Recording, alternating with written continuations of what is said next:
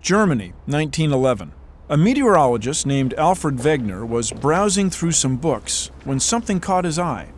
A list of identical plant and animal fossils that had been found on opposite sides of the Atlantic Ocean. Wegener was intrigued. How could the same species have gotten from one part of the world to another? He examined the eastern coast of South America and the western coast of Africa, and was struck how the shapes of the two coastlines might fit together. The more he looked, the more links he found.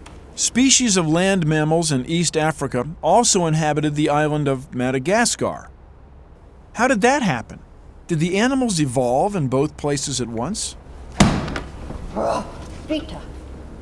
Or did they somehow cross from one land to the other, swimming hundreds of miles across the Indian Ocean? And then Wegener saw it all clearly.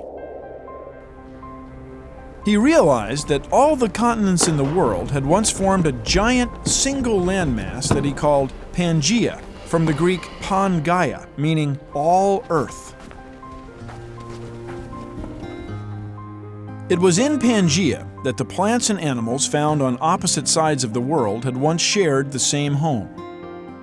Then, over hundreds of millions of years, Pangaea had split apart, and its jigsaw pieces had drifted to their present locations. Wegener called his theory continental drift. Wegener wasn't the first scientist to speculate that the Earth had once been dominated by a supercontinent, but he was the first to pull together all the evidence and make a strong case for it. Unfortunately, his peers weren't very receptive. There was no mechanism to explain how the continents might plow through the oceans. Continental drift was just too incredible to believe. As a result, his discovery was largely ignored. Rust out there. Yes, Mitzi.